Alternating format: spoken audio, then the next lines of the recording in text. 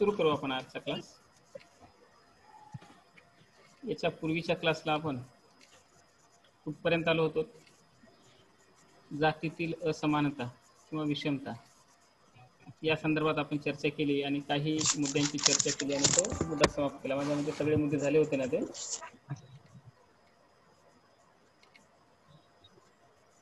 जातीतील असमानता स्पष्ट करणारे जे मुद्दे होते त्या मुद्द्यांच्या संदर्भात चर्चा आपण केलेली होती. कोणकोणते मुद्दे आपण पाहिले होते? भारतीय समाजातील जी जातीय असमानता आहे ती जातीय असमानता स्पष्ट करण्यासाठी ज्या ज्या मुद्द्यांचा आपण आढावा घेतला होता त्यामध्ये जीवनशैलीतील भिन्नता, उत्पादनाच्या साधनातील भिन्नता, त्यानंतर आपण पाहिलं होतं स्पृश्य अस्पृश्यता, व्यक्तिगत उपलब्धतेमध्ये कमतरता, या संदर्भात आपण जमिनीचे वगैरे उदाहरणं दिली होते फॉर एक्झाम्पल म्हणून. त्यानंतर धनसंपत्ती संबंधीची जी काही विषमता आहे त्याही संदर्भात चर्चा आपण केली. व्यवसाय निर्बंध कसे होते आणि कशा कशा प्रकारचे जाती व्यवसाय आपल्या देशामध्ये प्रस्थापित झाले होते यावरही चर्चा आपण केली होती. बाबा ज्या निम्न जाती आहेत त्या निम्न जाती गटातील लोकांचे जे व्यवसाय होते ते अत्यंत निम्न स्वरूपाचे होते आणि त्या व्यवसायाच्या माध्यमातून त्यांना मिळणारं जे काही अर्थार्जन असायचं त्या अर्थार्जनातून त्यांचं जीवनयापन होणं किंवा त्यांच्या दैनंदिन गरजांची परिपूर्ती होणं हे अनेकदा जमायचं नाही. तरी पण त्या लोकांना इच्छा असताना सुद्धा स्वतःचा व्यवसाय बदलण्याची अनुमती किंवा संधी हा समाज द्यायचा नाही आणि एखाद्या वेळेस जर त्यांनी त्यांचा स्वतःचा पारंपरिक व्यवसाय बदलून दुसरा व्यवसाय करण्याचा प्रयत्न केला तर अनेकदा समाजाची दूषणे, लांछनं किंवा समाजाचा रोष किंवा बहिष्कार अशा प्रकारच्या यातना किंवा अशा प्रकारच्या स्थितीचा सामना त्यांना करावा लागायचा. आणि म्हणून व्यावसायिक निर्बंध हे जाती व्यवस्थेतले महत्त्वपूर्ण होते आणि यामुळे सुद्धा भारतीय समाज व्यवस्थेमध्ये जातीय असमानता निर्माण झाली होती असं आपण पाहिलं. त्यानंतर आपण व्यवहार प्रतिबंध ही पाहिली होती. व्यवहार प्रतिबंधाच्या संदर्भात आपण पाहिलं की खानपानाच्या संबंधित कसे प्रतिबंध होते. निम्न जाती गटातील लोकांकडून कुठल्याही प्रकारचं अन्न ग्रहण करणे हे त्याज्य आणि वर्ज्य मानलं जायचं उच्च जाती लोकांसाठी. साधारणपणे आपण हे पाहत असताना जातीची वैशिष्ट्ये डॉक्टर जी.एस. भुरे यांनी सांगितली त्यामध्ये सुद्धा त्यांनी हे सांगितलं होतं, उदाहरणं दिली होती की निम्न जाती गटाच्या लोकांकडून उच्च जाती गटातील लोक हे केवळ आणि केवळ कच्च्या स्वरूपाचे अन्न हे ग्रहण करायचे किंवा त्यांच्यापासून ते स्वीकारायचे आणि जर प्रसंगच आला म्हणजे पकवलेलं अन्न म्हणजे किंवा शिजवलेलं अन्न किंवा तयार केलेलं अन्न खाण्याचा तर त्यावेळेस ते तेला आणि तुपात शिजवलेलंच फक्त अन्न त्यांच्याकडून ग्रहण करायचे आणि पाण्यात शिजवलेलं अन्न ग्रहण करायचं नाही. कशासाठी? तर विटाळ होईल, पाप लागेल आणि यासाठी ते त्याज्य करायचे. ह्या संदर्भातले उदाहरण आपण काही दिले होते. भारतीय समाजातील जातीचं स्वरूपच खंडात्मक असल्यामुळे भारतीय समाजातील जातीय विषमता ही वाढीस लागली होती हेही आपण पाहिलं होतं. आणि डोमिनंट कास्टचं जे प्रभुत्व आहे उच्च जातींचं प्रभुत्व समाजातील ते सुद्धा भारतीय समाजातील जातीय असमानता निर्माण करण्यासाठी आणि ती निर्माण झालेली असमानता टिकून ठेवण्यासाठी कसं कारणीभूत आहे या संदर्भात आपण चर्चा केली. तर ही सगळी जी कारणं आहेत ह्या सगळ्या कारणांमुळे भारतीय समाजातील जाती व्यवस्था ही टिकून आहे आणि ही टिकून असलेली जाती व्यवस्था ही जातीय असमानता निर्माण करते आणि निर्माण झालेली ही जातीय असमानता समाजाच्या भल्याची आहे असं आपण म्हणू शकत नाही, तर समाजाच्या विकासातला सर्वात मोठा अडथळा ठरलेला आहे. आणि मग या जातीय असमानतेतून, जातीय विषमतेतूनच जातीयवादासारख्या संकल्पना समोर येतात, जातीयवादासारख्या समस्या समोर येतात. त्यानंतर स्वसमूह श्रेष्ठतावादाची समस्या उद्भवत असते आणि मग ह्या प्रभुत्वशाली ज्या जाती आहेत त्या त्या क्षेत्रामध्ये तेथील असणारे इतर जातीय लोकांचं शोषण करण्याचा प्रयत्न केला जात असतो ह्या प्रभुत्वशाली जातींकडून. हे सगळे गोष्टी आपण ह्या उदाहरणासह पाहिलेल्या आहेत. तर आज आपल्याला जे अभ्यासायचं आहे ते म्हणजे की भारतीय समाजातील ही जी काही जातीय विषमतेची स्थिती आहे ती जर दूर करायची असेल तर त्यासाठी कोणत्या उपाययोजना केल्या पाहिजेत किंवा कोणत्या उपाययोजना करणं हे आवश्यक आहे या संदर्भातली चर्चा आज आपल्याला प्रस्तुत क्लासमध्ये करायची आहे. आपल्याला माहिती आहे की भारतीय समाज व्यवस्थेमध्ये जाती व्यवस्था ही पराकोटीची आहे आणि येथील जाती व्यवस्थेचं स्वरूप सुद्धा कशा स्वरूपाचं हे आपण पाहिलं. तर ही जाती व्यवस्था किंवा जातीय असमानता नाहीशी करायची असेल तर काही कारणांचा किंवा काही उपाययोजना आपल्याला आखायच्या आहेत किंवा त्यांचा विचार करायचा आहे. त्यातली पहिली उपाययोजना आहे जाती विषमता दूर करण्यासाठीची, ती म्हणजे समानतेच्या नीतीचा अवलंब करावा. मुद्दे लिहून घेत चला. समानतेच्या नीतीचा अवलंब करावा. आपल्या भारतीय समाज व्यवस्थेचा जर आपण विचार केला तर जाती विषमता जर दूर करायची असेल तर समानतेच्या नीतीचा अवलंब केल्याशिवाय या समाजातील असणारी जाती विषमता ही नाहीशी होणं शक्य नाही. त्याचं कारण असं आहे की आपल्याला माहित आहे की मुळातच भारतीय समाज व्यवस्थेमध्ये वेगवेगळ्या प्रकारचे जातीय गट आहेत आणि ह्या जातीय गटाअंतर्गत आणि जाती गटाच्या बाहेर सुद्धा विषमताही आपल्याला पाहायला मिळते. आणि ही विषम परिस्थिती जर नाहीशी करायची असेल, या विषम परिस्थितीला जर तिलांजली द्यायची असेल, तर संधीची समानता ही सगळ्यांना प्राप्त करून देणं अत्यंत आवश्यक आहे. आणि ते प्रयत्न भारतीय राज्यघटनेच्या माध्यमातून या देशातील असणाऱ्या निम्न जाती वर्गातील लोकांसाठी केलेला आपल्याला पाहायला मिळतो. जसे की आरक्षणाच्या तरतुदीच्या संदर्भात नेहमी आपण चर्चा करत असतो, तर तो कशाचा भाग आहे, तर तो समानतेच्या नीतीचा अवलंब करण्याचा भाग आहे. कारण का तर जेव्हापर्यंत या देशातील उपेक्षित, वंचित आणि मागास असणाऱ्या लोकांना संधीची समानता प्राप्त करून दिल्या जाणार नाही, आणि ती संधीची समानता प्राप्त करून देत असताना सुद्धा त्या संधीच्या समानतेच्या स्पर्धेमध्ये उतरण्यासाठी त्यांना लायक बनवलं जाणार नाही, त्यासाठी त्यांना जेव्हापर्यंत सशक्त बनवलं जाणार नाही, तेव्हापर्यंत त्या लोकांचा विकास होणं हे शक्य नाही. म्हणून संधीची समानता प्राप्त करून देण्यासाठी समानतेच्या नीतीचा अवलंब होणं हे आवश्यक आहे. आता हे समानतेच्या नीतीचा दुसरा एक महत्त्वाचा भाग आहे की देशाचा नागरिक या अर्थाने आणि समाजाचा सदस्य या अर्थाने सर्वांना सगळ्या गोष्टींचे जे अधिकार आहेत, सार्वजनिक अधिकार, हे सार्वत्रिक स्वरूपात आणि समान पातळीवर मिळणे अत्यंत आवश्यक आहे. जसं की आपण पाहत होतो की जातीय असमानतेच्या काळामध्ये किंवा स्वातंत्र्यपूर्व भारतामध्ये अस्पृश्यतेची स्थिती होती, आणि अस्पृश्यतेच्या माध्यमातून निम्न जातीय गटातील लोकांना सार्वजनिक ठिकाणी मुक्तपणे वावरण्याचा अधिकार देण्यात आलेला नव्हता. सार्वजनिक एखादे उत्सव असतील, धार्मिक सण समारंभ असतील, अशा ठिकाणी या जातीय गटातील लोकांना स्वतंत्रपणे वावरण्याचा अधिकार नव्हता. तर हे सगळे अधिकार त्यांचे नाकारण्यात तत्कालीन समाज व्यवस्थेने नाकारलेले होते. तर अशी स्थिती न ठेवता या लोकांनाही समानतेच्या नीतीचा अवलंब होणं आवश्यक आहे. अनेक उदाहरण तुम्ही तुमच्या आसपासच्या गावांमध्ये वगैरे पाहिले असतील. हा, एक कातोरे बोलू नको, आवाज बंद कर, माईक बंद कर कातोरे. तर ही जी परिस्थिती होती भारतीय समाजातील, मराठवाडा असेल, पश्चिम महाराष्ट्र असेल, या भागांमध्ये आजही जाती व्यवस्था ही अधिक प्रभावीपणे तिचं अस्तित्व तिने कायम टिकवलेलं आपल्याला पाहायला मिळतं. बहुतांश गावांमध्ये आजही तुम्हाला पाहायला असं मिळतं की जेव्हा केव्हा एखादे सार्वजनिक उत्सव असतात किंवा कार्यक्रम असतात, सण समारंभ असतात, अशा ठिकाणी ज्यावेळेस भोजनांच्या पंक्ती बसवल्या जातात किंवा भोजनासाठी लोकांना बसवलं जातं किंवा बोलवलं जातं, त्यावेळेस निम्नवर्गीय आणि मागासवर्गीय जाती गटातील जे लोक आहेत यांच्या पंक्ती ह्या शेवटी बसवल्या जातात. आणि बसवल्यानंतरही त्यांच्यासोबत पंक्तीमध्ये होणारा जो व्यवहार असतो, तो व्यवहार मात्र त्यांना आपली उपेक्षितता आणि वंचितता हे अधोरेखित करून देत असतो. आणि ही अशी असणारी जी परिस्थिती आहे, ही परिस्थिती अमानवीयतेची आहे. आणि मग अशी अमानवीयतेची परिस्थिती जर समाजामध्ये स्थित राहिली, तर समाजामध्ये समानता प्रस्थापित होणं शक्य आहे का? तर शक्य नाही. म्हणून ही समानता जर प्राप्त, अशा प्रकारची समानता म्हणजे ही असमानता नाहीशी करून समानता जर प्रस्थापित करायची असेल, तर त्यासाठी समानतेच्या नीतीचा अवलंब होणं समाजाच्या हिताचं आहे, राष्ट्राच्या हिताचं आहे, आणि समाजाच्या एकूणच सामाजिक संरचनेच्या हिताचं आपल्याला पाहायला मिळतं. म्हणून समानतेच्या नीतीचा अवलंब होणं आवश्यक आहे जर विषमता दूर करायची असेल तर. त्यानंतर पुढचा महत्त्वाचा मुद्दा आहे जनजागृती करावी. काय होतं की आपल्याकडे आपण पाहतो की ज्या जातीय गटामध्ये ज्या व्यक्तीचा जन्म झाला, त्या जाती गटातील इतर व्यक्तींकडून हे संस्कार केले जात असतात.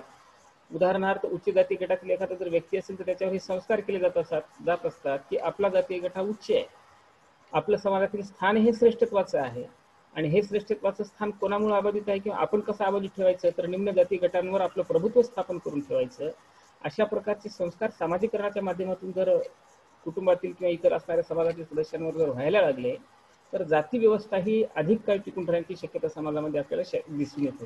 म्हणून हे सर्व नाहीसं करायचं असेल तर जनजागृती करणे हे अत्यंत आवश्यक आहे की जन्मलेला प्रत्येक व्यक्ती हा निसर्गाच्या समोर समान आहे, सारखा आहे, आणि कुठलीही जात श्रेष्ठ किंवा कुठलीही जात कनिष्ठ नाही. तर निसर्गासमोर आणि समाजातील प्रत्येक व्यक्तींचं स्थान हे तेवढ्या स्वरूपाचं आहे, आणि त्याचा अधिकार, त्याला मिळालेले अधिकार आणि त्याचे कर्तव्य ही सगळी समान आहे. ह्या सगळ्या गोष्टींविषयी जनजागृती करणं अत्यंत आवश्यक आहे.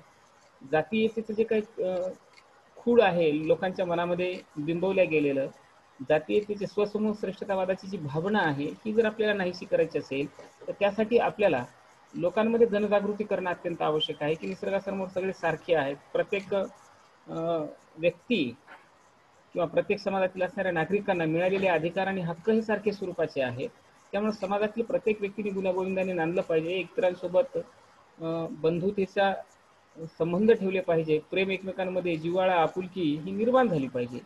ही भावना प्रत्येक समाजातील असणाऱ्या सदस्यांमध्ये आपण निर्माण करणं किंवा समाजाचे सदस्य या नात्याने समाजातील लोकांनी निर्माण करणं हे अत्यंत आवश्यक आहे. आणि हे जेव्हापर्यंत होणार नाही, जातीयता जर नाहीशी करायची असेल तर जनजागृतीशिवाय पर्याय नाही. जातीयता नाहीसा करण्यासाठी बाबासाहेबांनी एक महत्त्वाचं उदाहरण दिलं होतं की भारतीय समाजातील ही जी काही जातीयता आहे ती जर आपल्याला नष्ट करायची असेल तर आपण काय केलं पाहिजे. तर सर्वात महत्त्वपूर्ण पहिला उपाय म्हणून आपण आंतरजातीय विवाहाला चालना दिली पाहिजे, असं बाबासाहेबांचं मत होतं. कारण का तर आंतरजातीय विवाहाला जर चालना दिली, एका जातीतील पुरुष आणि दुसऱ्या जातीतील स्त्री असेल तर त्याचा परिणाम असा होतो की पुढच्या पिढीमध्ये येणारी जी काही जातीयतेची जी काही तीव्रता आहे ती आपोआप कमी व्हायला लागते आणि समाजामध्ये सामंजस्याची परिस्थिती निर्माण व्हायला, समतेची परिस्थिती निर्माण होण्यासाठी एक वातावरण निर्माण होते. अशा प्रकारची भूमिका बाबासाहेबांनी घेतली होती. आणि हे सांगत असताना त्यांनी सांगितलं होतं, आपल्या समाजशास्त्रीय भाषेमध्ये आपण त्याला अनुलोम आणि विलोम विवाह म्हणतो. तर अनुलोम आणि प्रतिलोम विवाहाच्या ज्या संकल्पना आहेत, ह्या संकल्पना समाजामध्ये राबणं किंवा अशा प्रकारची स्थिती समाजामध्ये अस्तित्वात येणं हे अत्यंत आवश्यक आहे. ते कशासाठी, तर जातीयता नाहीशी करण्यासाठी आणि जनजागृती करण्यासाठी. म्हणून दुसरा महत्त्वाचा मुद्दा म्हणून जनजागृती करणे जातीयता नष्ट करण्यासाठी हा आहे, असं आपल्याला सांगता येतं. त्यानंतर तिसरा महत्त्वाचा मुद्दा आहे शिक्षणाची समान संधी. जर ज्या लोकांसाठी आज आपण पाहतो की भारतामध्ये शिक्षणाच्या बाबतीमध्ये खूप मोठे चळवळ किंवा शिक्षणाच्या बाबतीमध्ये खूप मोठ्या प्रमाणात वेगवेगळ्या विचारवंतांनी, समाजचिंतकांनी आपले विचार व्यक्त केलेले आपल्याला पाहायला मिळतात. शिक्षणाची समान संधी देणं, जसं तुम्हाला माहित आहे की आपण नेहमी म्हणत असतो की भारतीय राज्यघटनेच्या कलम 36 पासून 51 पर्यंत राज्यांची नीतिनिर्देशक तत्वे आहेत. काय आहे ते नीतिनिर्देशक तत्वे, की राज्यकारभार करणाऱ्या लोकांनी म्हणजे केंद्रात असणाऱ्या सत्तेवर केंद्रातील सरकारने आणि राज्यात सत्तेवर असणाऱ्या राज्य सरकारांनी एकूणच आपल्या राज्यातील असणाऱ्या लोकांसोबत किंवा आपल्या राज्यातील असणाऱ्या लोकांसाठी कशा प्रकारची त्यांनी सेवा करावी या संदर्भातली मार्गदर्शक तत्वे ही नीतिनिर्देशक तत्वांमध्ये आपल्याला भारतीय राज्यघटनेच्या कलम 36 पासून 51 पर्यंत पाहायला मिळतात. आणि ह्या नीतिनिर्देशक तत्वांचा महत्त्वाचा पार्ट जो आहे त्याच्यामध्ये एक महत्त्वाचा मुद्दा आहे जो शिक्षणाच्या संबंधित आहे. त्याच्यावर चर्चा आपण करू की भारतीय राज्यघटनेच्या कलम 45 प्रमाणे असं सांगण्यात आलेलं आहे की या देशातील असणाऱ्या 14 वर्षाखालील जी काही बालके असतील, मुलं असतील, त्या सर्व बालकांना, 14 वर्षाखालील बालकांना मोफत शिक्षण देण्याचं काम हे राज्य आणि केंद्र सरकारने करावं.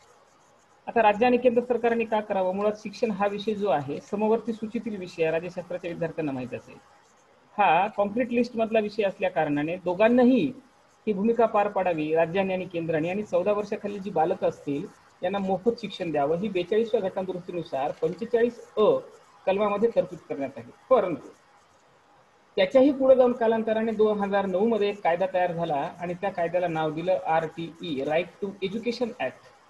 म्हणजे शिक्षणाचा मूलभूत अधिकार या देशातील प्रत्येक नागरिकाला सरकारने दिला. आणि जो कोणी व्यक्ती वयाची 14 वर्षापर्यंत फुकट शिक्षण किंवा मोफत शिक्षण हे केंद्र सरकारने आणि राज्य सरकारने त्याला द्यावं. जर एखाद्या व्यक्तीला तो शिक्षणापासून वयाच्या 14च्या आतील एखादा मुलगा असेल, मुलगी असेल आणि त्याला शिक्षण मिळत नसेल आणि शिक्षण देण्यासाठी सरकार सक्षम नसेल, त्याच्या शिक्षणाची व्यवस्था करण्यासाठी सरकार सक्षम नसेल, तर अशा व्यवस्थेच्या विरोधात तो व्यक्ती सरकार, राज्य सरकार आणि केंद्र सरकारच्या विरोधात न्यायालयात जाऊ शकतो, दाद मागू शकतो आणि माझ्या या मूलभूत अधिकाराचं हनन होत आहे आणि त्यामुळे माझ्या या मूलभूत अधिकारांचं म्हणजे जो काय मला हक्क सरकारने कायद्याच्या माध्यमातून दिला त्या हक्काचं संरक्षण करण्याची जबाबदारी ही न्यायालय घेत असते. आणि जो कायद्यात्मक आहे त्याची अंमलबजावणी व्यवस्थित होते की नाही पाहण्याचं सुद्धा काम न्यायालय करत असते.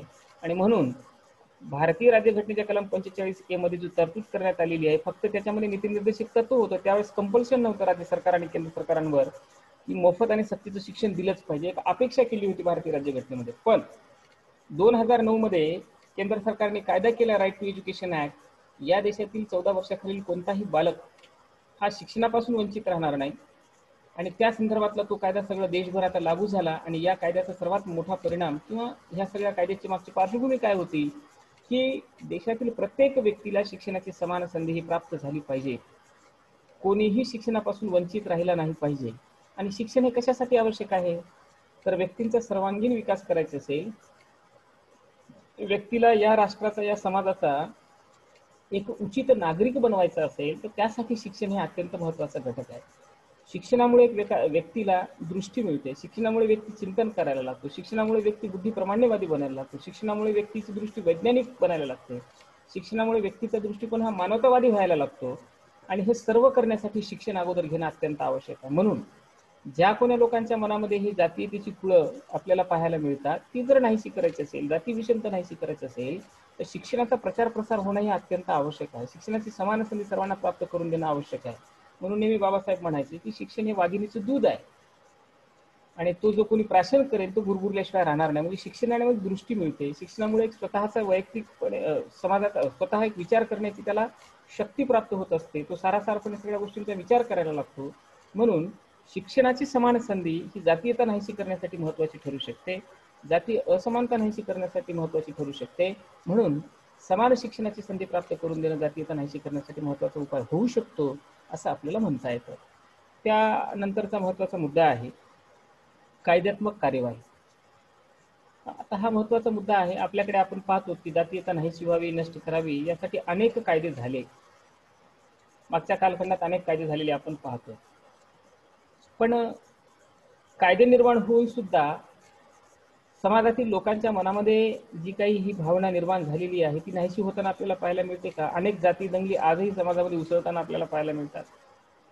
अनेक प्रभुत्वशाली असणाऱ्या जाती गटातील लोकांच्या मनामध्ये उच्चतेची भावना आणि निम्न जाती गटातील असणाऱ्या लोकांच्या मनामध्ये निम्नतेची भावना ही आजही बऱ्याचशा प्रमाणामध्ये आपल्याला जशाच तशी पाहायला मिळते.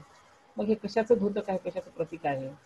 तर कायद्यात्मक कार्यवाही अनेकदा आपण पाहतो की एखादी घटना घडल्यानंतर त्या घटनेच्या विरोधात निम्न जाती गटातील लोकांनी दाद मागण्याचा प्रयत्न केल्यानंतर सुद्धा अनेकदा या लोकांना न्याय मिळताना आपल्याला दिसत नाही. आणि मग ही जे कायदे निर्माण केलेले असतात त्या कायद्यांची अंमलबजावणी नीटशी न झाल्यामुळं अनेकदा त्या जातीयतेला समाजामध्ये प्रोत्साहन मिळताना आपल्याला पाहायला मिळतं. त्या लोकांना समाजातील असणाऱ्या या अशा कायद्यांमुळे किंवा कायद्यांच्या अंमलबजावणीतील दोषांमुळे त्या लोकांना चुकीचं वर्तन करण्याचं जे पाठबळ आहे ते पाठबळ आपल्याला मिळताना कुठेतरी पाहायला मिळतं. मग हे जर नाहीसं करायचं असेल तर जे कायदे बनवलेत त्यांची कठोर कार्यवाही होणं, त्याचे कठोर इम्प्लिमेंटेशन होणं हे अत्यंत आवश्यक असतं. तुम्हाला माहिती आहे का, ॲट्रॉसिटी ॲक्ट नावाचा कायदा आहे आपल्याकडे. अनेकदा अलीकडील काळात त्या कायद्याच्या संदर्भात त्याचा दुरुपयोग होतोय हा एक छोटासा भाग आहे त्याचा. पण असं आपण नाही म्हणू शकत की ॲट्रॉसिटी ॲक्टचा दुरुपयोगच निम्न जाती गटातील लोक उच्च जाती गटाच्या लोकांच्या विरोधात करतात असं आपण कदापि म्हणू शकत नाही. प्रत्येक समाज व्यवस्थेमध्ये चुकीचं काम करणारे 4-2 लोक असतात किंवा बोटावर मोजण्या इतके लोक असतील तर तो समाज किंवा त्या निम्न जाती गटातील सगळेच लोक दोषी आहेत असं आपण म्हणू शकत निश्चितच नाही. त्याची अंमलबजावणी यशस्वीरित्या होणं आवश्यक आहे. तर ॲट्रॉसिटी ॲक्टच्या संदर्भात आपण पाहतो की हजारो केसेस ॲट्रॉसिटी ॲक्टच्या येतात, पण त्या केसेसचे निकाल हे लागत नसतात आणि मग त्या जाती गटातील लोकांना न्याय मिळत नसतो. तुम्हाला माहित असेल निम्न जाती गटातील लोकांना हिनवण्यासाठी त्या व्यक्तीचं प्रथम नाव घेऊन त्यानंतर त्या व्यक्तीच्या जातीचं नाव घेऊन त्याला संबोधलं जायचं. जसं की तुका महार, सकाराम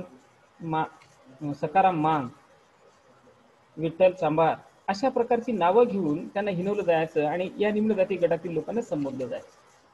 तर ही जी अमानवीयता होती, त्यांच्यासोबत वागणुकीची पद्धती होती, ही बदलायची असेल तर जे कायदे झालेले आहेत त्या कायद्यांची अंमलबजावणी होणं, त्यांचं इम्प्लिमेंटेशन व्यवस्थित होणे अत्यंत आवश्यक आहे.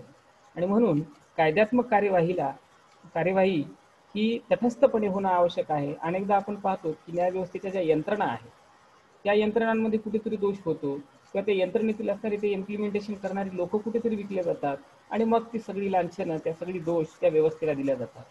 व्यवस्था, कायदे बनवणारी व्यवस्था ही चुकीची नाहीये, पण त्यांचं इम्प्लिमेंटेशन करणाऱ्या यंत्रणा अनेकदा चुकीच्या दिसतात. म्हणून अनेकदा आपण पाहतो की कायद्यात्मक कार्यवाहीमध्ये अडथळे येऊन भारतीय समाजातील जातीय विषमता ही अधिक प्रखर बनताना आपल्याला पाहायला मिळते. तर ती नाहीशी करायची असेल तर कायद्यात्मक कार्यवाही कठोर स्वरूपाची होणं ही जाती विषमता नाहीशी करण्यासाठी महत्त्वाचा मुद्दा आहे. त्यानंतर आरक्षणाची संधी देण्यात यावी, दिल्या गेलेली आहे.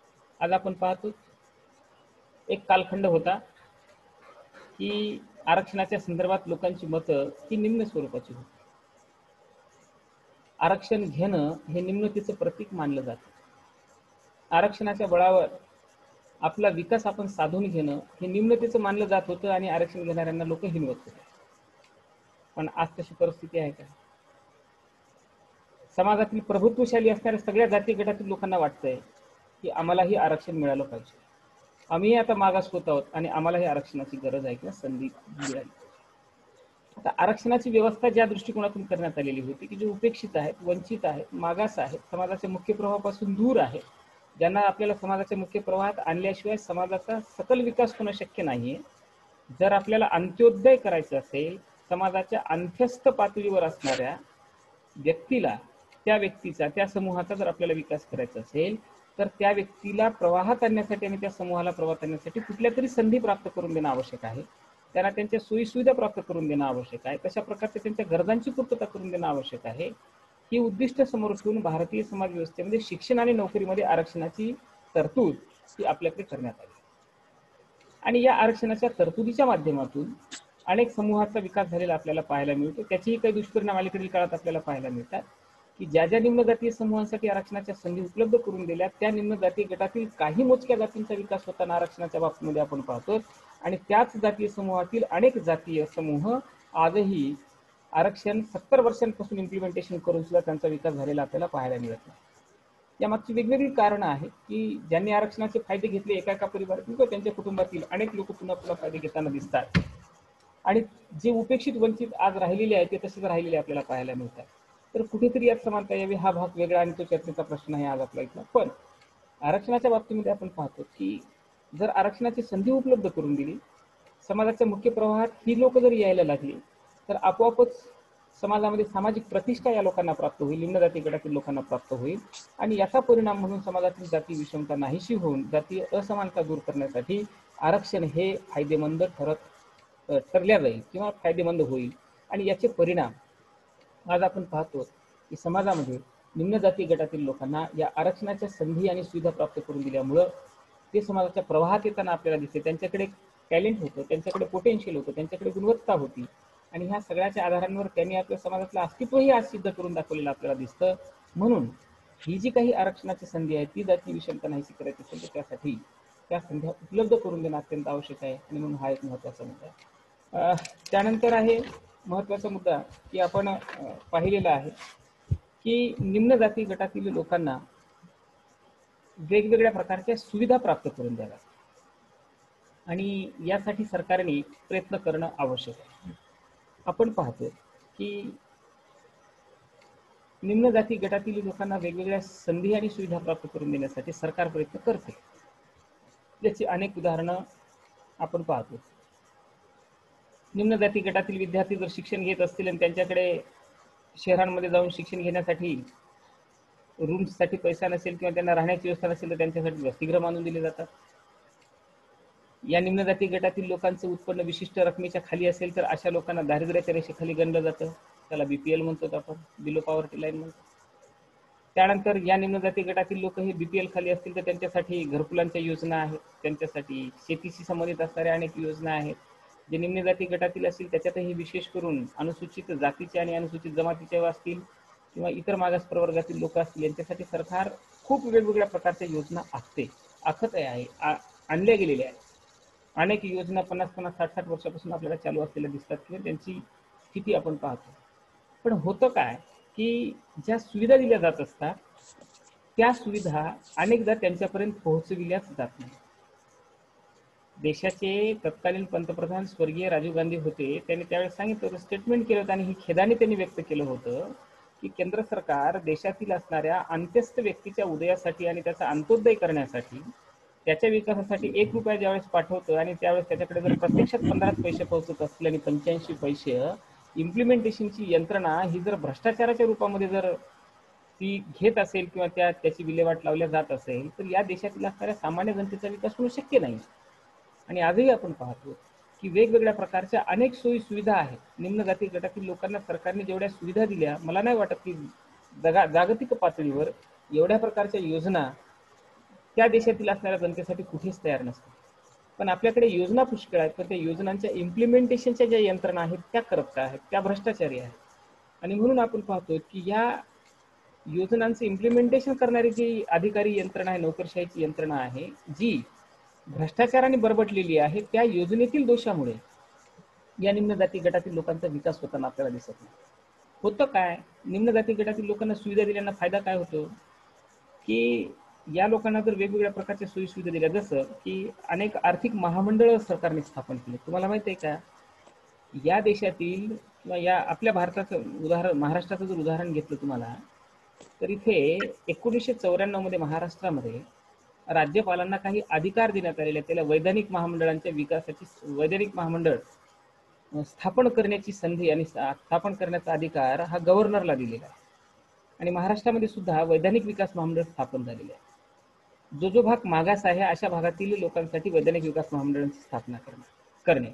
त्याचबरोबर आर्थिक विकास महामंडळांची स्थापना करण्याचे अधिकार सुद्धा आहेत. आणि आपल्या राज्य सरकारने आर्थिक विकास महामंडळ स्थापन केले, की जे कोणी मराठा समाजातील असतील त्यांच्यासाठी क्रांतिसिंह नाना पाटील आर्थिक विकास महामंडळ, जे कोणी मातंग समाजाचे असतील त्यांच्यासाठी अण्णाभाऊ साठे आर्थिक विकास महामंडळ, जे कोणी ओबीसी समाजातील असतील त्यांच्यासाठी महात्मा फुले आर्थिक विकास महामंडळ, असे वेगवेगळ्या प्रकारचे आर्थिक विकास महामंडळ स्थापन केली. आणि या महामंडळांच्या माध्यमातून या निम्न जाती गटातील लोकांना, एक छोटंसं उदाहरण म्हणून ह्या योजनेचं मी तुम्हाला सांगत आहे, या निम्न जाती गटातील या लोकांना अल्प व्याज दरावर दीर्घ मुदतीचं कर्ज दिलं जातं, की जे कोणी सुशिक्षित बेरोजगार युवक असतील या युवकांना सरकारमार्फत, आता पंतप्रधानांनी मुद्रा विकास योजना सुरू केली, त्यानंतर जे कोणी फुटपाथवर राहणारे जे लोक असतील त्यांच्यासाठी लॉकडाऊनमध्ये त्यांचे धंदे होतेच नव्हते झाले, व्यवसाय बुडीत निघाले, म्हणून त्यांच्यासाठी कुठलेही गॅरंटर न देता 10,000 रुपये, 20,000, 50,000 काय त्यांच्या ज्या रक्कम असतील ते देण्याचं काम सुरू केलं. त्यानंतर जे कोणी सुशिक्षित बेरोजगार असतील यांच्यासाठी स्टार्टअप योजना सुरू केल्या, किंवा तुमचे प्लॅन्स घेऊन या, जे काय असेल, आणि बँकांना सांगितले यांची हमी सरकार घेईल आणि तुमचा पैसा बँकांचा बुडाला तर सरकार देईल. त्याच्यावर हजारो कोटी रुपयाचे लोन्स ह्या सुशिक्षित बेरोजगारांना दिल्या गेले, की म्हणजे हे सुशिक्षित बेरोजगार सशक्त झाले पाहिजे, निम्न जाती गटातील सुशिक्षित बेरोजगार सशक्त झाले पाहिजे. आर्थिकदृष्ट्या संपन्नता ही व्यक्तीच्या सामाजिक संपन्नतेला पाठबळ देत असते. तुम्ही पहा की तुमच्याच गावातील एखादा व्यक्ती निम्न जाती गटातील असेल आणि तो एखाद्या सरकारी नोकरीवर वरच्या पदावर असेल, किंवा तो आर्थिकदृष्ट्या अतिशय संपन्न असेल, मोठा व्यवसाय वगैरे त्याचा असेल, तर आपोआपच गावातील इतर लोक त्याला सामाजिक प्रतिष्ठा देताना आपल्याला पाहायला मिळतात. म्हणजे आर्थिक स्थिती सुसंपन्न बनणं हे सामाजिक प्रतिष्ठा समाजामध्ये अधोरेखित करण्यासाठी महत्त्वपूर्ण ठरत असते. याचा अर्थ 100% सामाजिक प्रतिष्ठा ही आर्थिकदृष्ट्या संपन्न झालेल्या व्यक्तीला भेटते असं नाही. खेड्यातील लोकांच्या मनामधून आणखीनही या भावना गेलेल्या नाहीत. आपल्याला माहिती आहे, निम्न जाती गटातील व्यक्ती किती श्रीमंत, किती सामाजिक प्रतिष्ठावान झाला तर गावातील लोक त्याला प्रतिष्ठा देतीलच असं नाही. हे अनेक ठिकाणी आपण पाहतो. परंतु ही जी काही निम्न जाती गटातील लोकांना सोयी सुविधा देण्याची स्थिती आहे, सरकार अशा योजनांच्या माध्यमातून या लोकांना काय करत असते, सुशिक्षित बेरोजगारांना अल्प व्याजदरावर, अल्प व्याजदर म्हणजे व्याजदर किती असतो, तो 4%, 3%, 5%चा व्याजदर असतो, की जो रेपो आणि रिव्हर्स रेपोच्या किमतीचा किंवा त्याच स्तराचा असतो. ऍक्च्युली अशा प्रकारचा कुठेही व्याजदर नसतो. मग सरकार त्या बँकांना काय करते, की वरचे जे व्याजदर आहे ते स्वतः सरकार देते, जे बँकांचं रेग्युलर व्याज असतं. त्या व्यतिरिक्त नुसतं हे अल्प व्याजदरावर देत नाहीये, तर त्या दिलेल्या कर्जावर काही सबसिडीही देत असते गव्हर्नमेंट. जसं की 1 लाख रुपयाचं कर्ज उचललं तर अनुसूचित जाती आणि जमातीचा एखादा युवक असेल तर त्याला 50% सबसिडी, म्हणजे 50,000 गव्हर्नमेंट देईल आणि 50,000 रुपये तुम्हाला ते बँकेला परत करायचे. म्हणजे एक अनुदान दिलं जातं, म्हणजे काय म्हणतो त्याला आपण, कर्ज दिलं जातं, त्या कर्जावर अल्प व्याजदर असतं, आणि ह्या अल्प व्याजदराची जी काही मुदत असते कर्ज फेडण्याची ती दीर्घ असते, म्हणजे अतिशय 10 वर्ष, 15 वर्ष, 20 वर्ष, 7 वर्ष अशा कालखंडासाठी दिले जातं. आणि एवढ्या सोयीसुविधा सरकार कशासाठी देतं, की या जाती, निम्न जाती गटातील लोक हे सक्षम झाले पाहिजे, आर्थिकदृष्ट्या संपन्न झाले पाहिजे. अलीकडील काळात एक संकल्पना आपल्याकडे आली, सेल्फ हेल्प ग्रुपची, ज्याला आपण स्वयंसहाय्यता गट असं म्हणतो. याही गटांना सरकारमार्फत अत्यंत कमी व्याजदरावर नॅशनलाइज बँका ह्या कर्ज देतात, महिलांना सक्षम करण्यासाठी कर्ज देतात, शेतकऱ्यांच्या स्वयंसहायता गटांना सक्षम करण्यासाठी कर्ज देतात, की जेणेकरून ही लोक आर्थिकदृष्ट्या, निम्न जाती गटातील लोक जर आर्थिकदृष्ट्या संपन्न झाली तर त्या लोकांची समाजातील असणारी सामाजिक प्रतिष्ठा ही आपोआप वाढीस लागेल. आणि ही सगळी उद्देश समोर ठेवून सरकार प्रयत्न करते आणि त्या सुविधा देण्याचा प्रयत्न होतोय, आणि त्याच्यातून सामाजिक विषमता नाहीसं होण्यासाठी बळ मिळतोय. आणि पण सारांश रूपाने हे सगळे मुद्दे जर आपण पाहिले, ह्या सगळ्या मुद्द्यांचं इम्प्लिमेंटेशन जर व्यवस्थित झाली तर जातीय विषमता नाहीशी होण्यास हातभार लागू शकतो. आज आपण पाहतो की 50 वर्षापूर्वी जातीची जेवढी तीव्रता होती, जाती विषमतेची जेवढी तीव्रता समाजात होती, ती आज नाही राहिली. बाबासाहेबांनी त्या काळात म्हटलं होतं की जातीयता या समाजातील नाहीशी करायची असेल तर जी हजारो वर्षापासून इथं परंपरागत पद्धतीने चालत आली ती जाती व्यवस्था नाहीशी करणं हे 50 वर्षात 100 वर्षात म्हणजे 10-20 वर्षात किंवा 50 वर्षात 100 वर्षात शक्य नाही आहे. याला सुद्धा 2-4 पिढ्या जाव्या लागतील. तेव्हा कुठे भारतीय समाजातील ही जाती विषमतेची जी काही कल्पना लोकांच्या मनामध्ये निर्माण झालेल्या आहेत त्या नाहीसं करण्याची संधी प्राप्त होईल आणि काळ वेळ परिस्थितीनुरूप ह्या जाती विषमता ही समाजातून नाहीशी निश्चितच होईल असा आशावाद आपण करू. आणि ह्या योजनांचं इम्प्लिमेंटेशन निश्चितच झालं तर देशातील जातीय समानतेची स्थिती नाहीशी होण्याला हातभार लागेल असं आपल्याला म्हणता येईल. आणि सारांश स्वरूपाने असं आपण म्हणू आणि इथे हा मुद्दा संपला असं आपण घोषित करू. माईक ऑन करा. 1.25 मिनिटाचा वेळ झाला. कोणाला काही प्रश्न विचारायचे असतील तर विचारा. 1 मिनिटानंतर आपोआप मीटिंग बंद होते.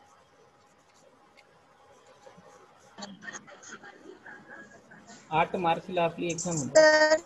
हां बोल दातार. सर एक कन्फ्युजन आहे सर.